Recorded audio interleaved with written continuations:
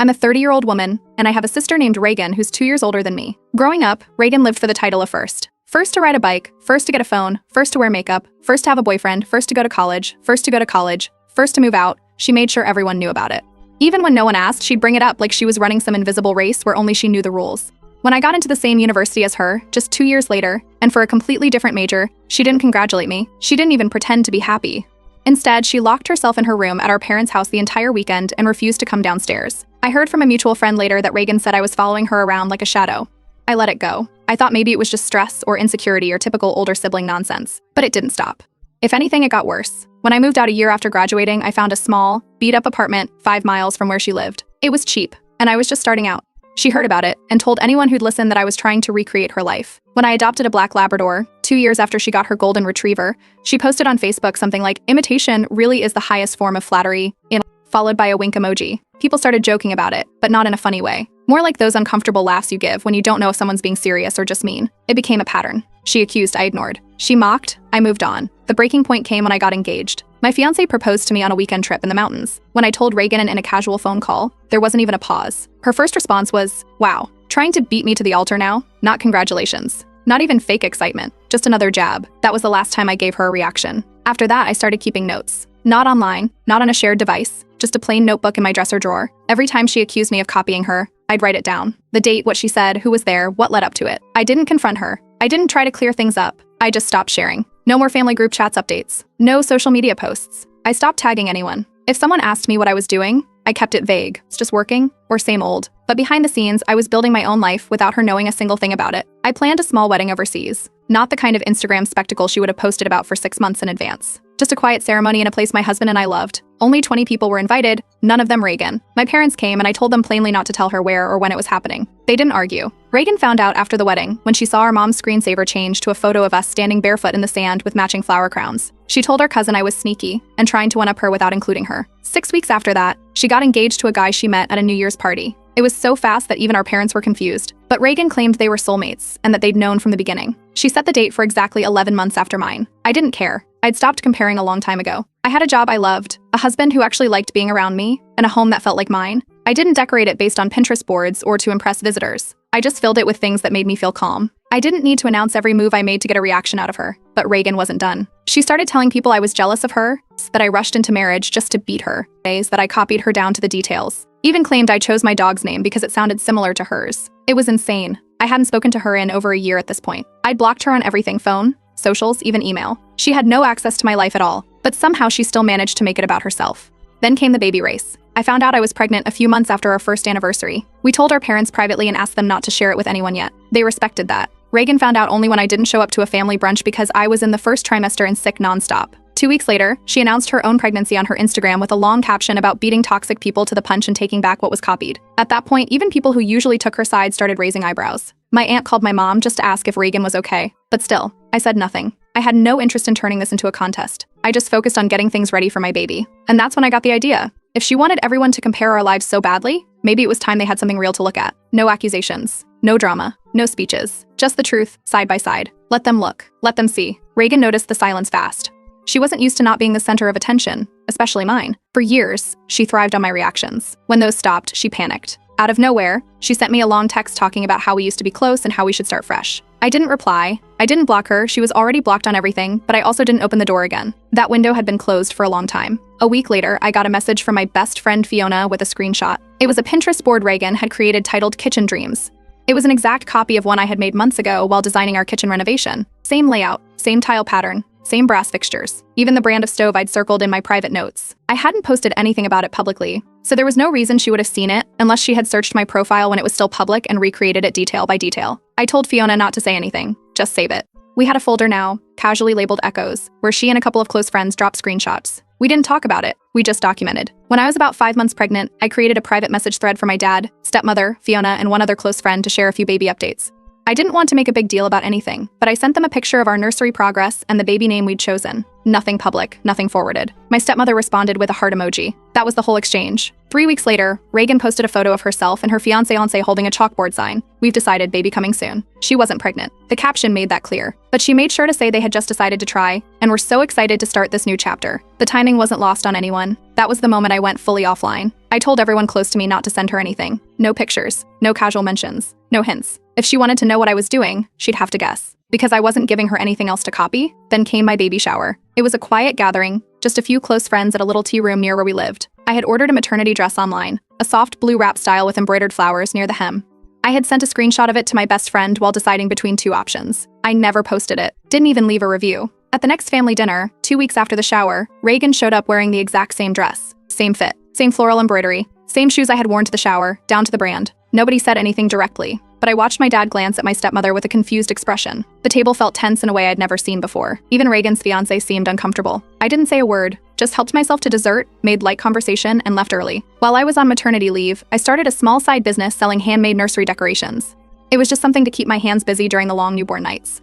I didn't announce it anywhere except to a few people in a group text. I made little things, mobiles, wall hangings, personalized name signs, and listed them on a quiet Etsy shop under a brand name I hadn't used before. 3 months in, Fiona forwarded me another Instagram post from Reagan. She had launched her own children's decor line. The product photos looked eerily similar to mine. She'd even used a website builder template that matched mine, almost exactly. The product names were the same style. She followed the same packaging color scheme I'd chosen. It wasn't just similar, it was mirrored. That time, I documented everything. The website launch date, the domain registration, the original product photos from my phone with timestamps, the Etsy confirmation emails, even the raw files I'd saved while editing. Still, I didn't message her. I didn't make a post. I didn't tell anyone in the family. But the folder labeled Echoes doubled in size. My husband had kept his mouth shut about it for a long time. He wasn't the type to get involved in drama, but after the decor business situation, he sat down next to me at the kitchen table, held up his phone with Reagan's site open, and just said, "She's obsessed with you." I told him I didn't need to fight it. I just needed to keep building quietly. At the next family dinner, I brought a small photo book I had made of our baby's first month. Nothing flashy, just printed pages with captions, bound in linen. I passed it to my stepmother, who immediately started flipping through it and tearing up. My dad asked to see it next, then my uncle, then his wife. People cooed, smiled, laughed at some of the captions. Reagan didn't even try to look at it. Instead, she started talking loudly about her future baby plans, how she was planning to do a monthly photo shoot with professional backdrops, how she had already booked a newborn photographer for next year, and how she was thinking about writing a baby book from the point of view of the baby itself. Nobody asked her to stop. Nobody argued. But nobody matched her energy, either. They had already seen what real looked like. My daughter turned 1 in early spring, and we kept it simple, a picnic at a park with close friends, some family, and a few toddlers from our building. We laid out blankets, brought sandwiches, fruit, and a small homemade vanilla sheet cake I had baked the night before. I tied a soft pink ribbon in her hair and printed out a few baby photos to hang from the trees. Nothing extravagant, just warm, happy, and real. Half an hour in, Reagan showed up. No text, no call. She hadn't been invited. She walked straight up to the picnic blanket wearing a pale blush maxi dress, identical in shade and cut to the one I had worn at my wedding. My husband spotted her first, blinked, then looked at me. Fiona glanced at the dress, then at Reagan, then just shook her head. No one said anything, but everyone noticed. She handed me a box and said it was a cake she brought just in case. When we opened it, it was a 2-tier fondant jungle-themed cake with gold lettering and edible leaves. I had already sliced into the sheet cake sitting on the table. Reagan laughed and said, "Oops, didn't realize you'd already ordered one." Nobody touched hers. People took seconds of mine. One of my cousins later whispered that Reagan had posted photos of that cake on her story earlier in the week, clearly pre-planned, but I didn't react. My daughter smashed her slice of vanilla cake with both hands, frosting in her eyebrows. We took photos, cleaned up, and left without a word about the dress or the cake. 2 weeks later, Reagan posted a sonogram photo and captioned it with "Can't wait to meet you, little one." She was officially pregnant. A few days after that, she sent her mother the invite for a gender reveal party. It was being held at the same family friend's farm where I had hosted a small get-together after my own baby shower the year before. The decorations on the invitation matched the ones I had handmade back then, down to the watercolor banner and the font used for the baby's name initials. I didn't attend. I sent a short message through our mother wishing her well. That was it. Instead, I wrote a letter to my daughter and tucked it inside the keepsake box I'd started when I was pregnant, alongside her hospital bracelet, a tiny onesie, and the wrist tag with my last name. It felt like the right way to mark the moment. A week later, Reagan posted her nursery reveal online. It had the exact same wall color I'd used, sage green, and even the same wooden letter cutouts mounted over the crib. Fiona texted me a side-by-side comparison. We didn't say much. We just saved it. That month, I launched a second business. The idea had come to me during the late nights when my daughter wouldn't sleep, custom baby keepsake kits. They included boxes with compartments, prompts for letters, a spot for their first lock of hair, tiny envelopes for photos, and handmade labels. I produced 100 units. They sold out in 12 days just through word of mouth and recommendations from parents' groups. The next day, Reagan posted a story showing a mood board for a new project helping mothers create lasting memories. It featured mock-ups of memory boxes and pastel packaging. Fiona sent me the clip, no caption, just a screen recording and a sigh. I didn't reply. I didn't post anything. Instead, I contacted a small local hospital where we had delivered and offered to provide 10 kits per month for their newborn welcome packages.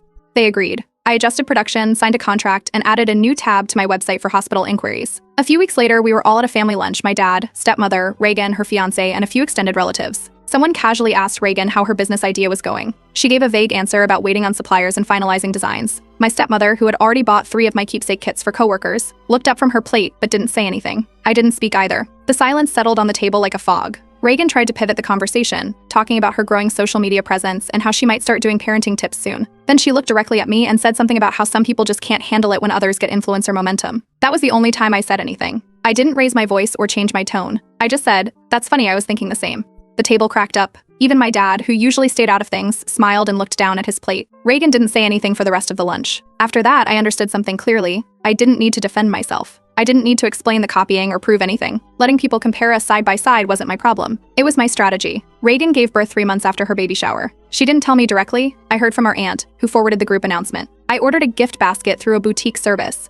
It included a soft blanket, a baby book, organic bath items, and a small candle for her. I didn't attach a name or note, just the basket. It's delivered and done. Fiona told me Reagan received it in front of a few relatives, glanced at it, rolled her eyes, and muttered, "How original." She didn't open it, just set it aside like it was another ad sample. Later that day, she posted a story showing the unopened basket on her kitchen counter with the caption, "Some people just don't know how to be original." It was screenshotted and passed quietly around our cousin group chat. Nobody responded to her post, but from that day on, the tone in the group shifted. People who used to entertain her little digs just moved on or reacted with emojis, never comments. My daughter had just started preschool. I signed up to volunteer for their parent arts program. Once a week, I helped kids paint and make crafts after lunch. No photos, no announcements, just simple participation. 2 weeks later, Reagan posted an exciting new venture, a Mommy and Me vlog. The first video went up that Friday, her holding her baby at a park, setting up a tripod, adjusting her hair between takes, trying to talk into the camera while her newborn kept fussing. People in the background stared. At one point, she shushed her baby while redoing a line. Fiona sent me the link, then followed it up with, "Oh no." We didn't say anything else. We just watched the views stall out at a few hundred. A month later, Reagan sent a mass text to several relatives about launching a podcast. It was supposed to be about motherhood, tagline, no fluff, just facts. I checked. There were 2 episodes. The first one was about the pressure of being first, and the second was titled The Copycat Complex. Both were 15-minute monologues filled with vague references. She never used names, but the message was clear to anyone who knew our history. That spring, our aunt planned a family reunion at a botanical garden. It had been a few years since we'd done one, so she wanted everyone there. I replied to her invite with a yes. 10 minutes later, Reagan RSVP'd, saying she'd be attending with the whole glam squad for a new project.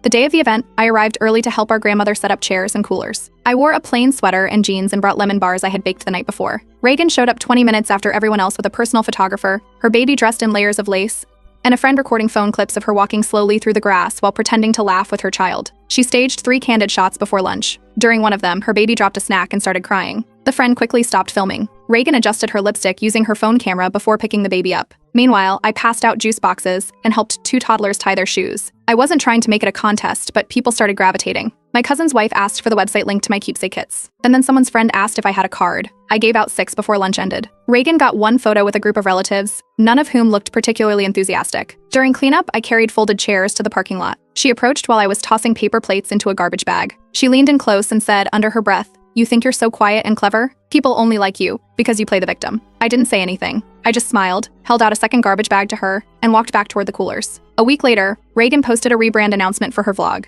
The new style featured muted pastels, calming background music, and a new focus on sustainability and slow parenting. The logo looked like a knockoff version of another successful parenting page. Her caption started including phrases like mindful routines and heart-centered homemaking. That same week, one of the top parenting bloggers shared a post highlighting my keepsake kits. She wrote about how the boxes focused on authenticity over aesthetics and helped parents capture honest moments without performance. It got a lot of traction. Orders jumped. I didn't even know she was going to write about them. She had received a kit as a gift from a friend who had bought one a month earlier. The comments were kind, supportive. Then a strange comment popped up under the post from a random account with no profile picture. "These ideas are literally just copied from Pinterest. Zero originality." The tone was familiar. Fiona clicked through the profile and found the account had only ever liked Reagan's photos. Every single one. A day later, the blogger responded with a screenshot of my original patent application date, tagged the hospital partnership, and added a note that she stands by small creators who build from scratch. The comment vanished 2 hours later. We never brought it up again. But the folder labeled Echoes got another file added that night. 2 months after Reagan's podcast launch, it disappeared without a word. One day the episodes were live, the next they were gone. She posted a blurry story slide saying there had been technical issues and back-end problems and that she was taking a break to recalibrate. Nobody responded publicly. No questions. No reactions. It was like it never happened. That same month, I received an email from a local women's business collective. They were hosting an entrepreneurship panel for small business owners and wanted me to speak about scaling a handmade product into a retail partnership. I said yes. I didn't tell anyone outside my close circle. I didn't post about it. I just showed up, shared my process, and left. A week later, Reagan announced she'd be headlining a community seminar on digital branding. It was scheduled 2 days before my panel. She posted several clips from her prep session, then passed out flyers to mutual acquaintances. One of those flyers made its way to Fiona, who immediately sent me a photo. Same blush and beige color scheme as the invitation I received for the entrepreneurship panel. Same minimalist font. Same layout format, right down to the block placement. But hers had a spelling error in the tagline, strength instead of strength. Fiona didn't even laugh. She just saved it and moved on. Her seminar had 22 viewers on livestream. I watched the counter as a guest profile. 15 minutes in, the chat had one person saying, "Where do we ask questions?" with no reply. Mine was held in the city's public library event space. Over 60 women attended. A few brought notebooks. A reporter from the local paper took photos and quoted one of my answers in a short article the next day. They titled "The Peace Mothers Building Quiet Empires." The week after, we had a birthday lunch for our cousin's daughter. Reagan arrived 30 minutes late, full makeup and a silk scarf tied around her neck like she was stepping off a movie set. She stayed long enough to kiss the air next to the birthday girl's cheek and drop a gift bag on the table. Then she made a comment about how some people chase recognition while others just live authentically and left before the cake was cut. Later that night, she texted Fiona and asked why no one ever defends her from my constant passive aggression. Fiona didn't reply. She forwarded me the message and moved on. At the same time, my husband and I were finalizing our first home purchase, fully paid. No loans. We kept it completely quiet, didn't tell anyone except our realtor and accountant. On closing day, we called my parents, invited them over, and walked them through the front door with keys in hand. My stepmother cried. We held a small housewarming the following weekend, just 10 people, all close friends and immediate family. Reagan was not invited. She found out from our mother and immediately called me. The moment I picked up, she launched into it, how I excluded her on purpose and used family events to humiliate her. I didn't argue. I just said, "Because you made everything a competition." This wasn't a game. She hung up without another word. That night, she posted a series of videos showing a house tour. The place looked suspiciously like a rental staging. Everything looked new, but not lived in. No toys, no laundry baskets. The closets were empty, and all the plants had the tags still hanging from their containers. A quick reverse image search confirmed the listing. It was a staged unit in a luxury apartment complex across town. Temporary lease, month to month. The next morning, a mutual friend sent me a message. "She's unraveling," it read. I didn't reply. 2 weeks later, a parenting magazine featured my business under a segment titled Moms to Watch. They had reached out after seeing my keepsake kits at the hospital. I didn't pitch them. They found me through word of mouth. The article included a short interview, product photos, and a sidebar about our journey from handmade to hospital distribution. It ran online and in print. Reagan applied to be part of the same magazine's Instagram affiliate program. We found out because she posted screenshots tagging them in 5 different posts, captioned with things like "collabs coming soon," and "so grateful for this chance." The magazine never acknowledged her. She wasn't on their list. I didn't post about the article. I didn't respond to her tags. I didn't make a comment or drop a hint. But every time she tried to erase me, silence me, or twist the story, the world quietly handed me a louder mic without me ever asking for it. Reagan called our dad one afternoon and told him she wanted to host a family appreciation brunch to smooth things over. Said it was about healing and reconnecting. I got the invite the next day. I told my dad no. I wasn't interested in performance pieces dressed up as olive branches. He understood and didn't push. The brunch went ahead without me. Fiona texted me pictures later that evening. Reagan had ordered custom mugs with everyone's names printed on them in gold script. Except mine. My name was missing. It wasn't a forgotten delivery or a mix-up. There was a full spread photo posted later that morning on Reagan's social media. 12 mugs, 12 names. Mine was not one of them. A few hours after that, our cousin Max posted a photo from the brunch. Just the mugs lined up on the table. The caption read, "You forgot someone," and he tagged me. Reagan deleted the entire album from her feed within the hour. I sent Max one of my limited edition art prints as a quiet thank you. It was a watercolor piece I had designed for a recent collaboration, small batch, personal work. He posted a photo of it the next day with the caption, "Real gifts don't come with a camera." His sister liked the post. So did 3 of our aunts. A week later, Reagan texted me. The message was long and filled with accusations, that I had poisoned the family against her, that I was gaslighting everyone by playing innocent, and that I was turning people into spies. I didn't reply. I left the message unread and untouched. The next morning, she sent a mass email to half the extended family. It was titled "Setting a Record Straight" and included a bullet point list of everything she claimed I had copied from her. It covered things like the color of my baby shower cupcakes, the middle name of my daughter, the design of my kitchen backsplash, and a nail polish shade she once wore in 2019. It backfired. My dad called her later that evening and told her calmly, "You should probably stop emailing people like this. No one's keeping track the way you think they are." He didn't raise his voice. He didn't defend me. He just made it clear that everyone else had moved on, even if she hadn't. I quietly blocked her email. No announcement. Just gone. 2 days later, a flower delivery arrived at my office. The card read, "I don't want to be enemies." No name, but I didn't need one. I left the arrangement in the break room. One of my coworkers asked if they could take them home. I nodded and went back to my desk. That same week, my director approached me about leading a mentorship program for young women interested in small business ownership. She had heard about the success of my keepsake kits and wanted me to help design the curriculum. I said yes. I didn't post anything. I didn't share the news outside of work. It stayed where it belonged, quiet, productive, real. A few days later, Reagan launched a new Etsy shop selling what she called positivity apparel.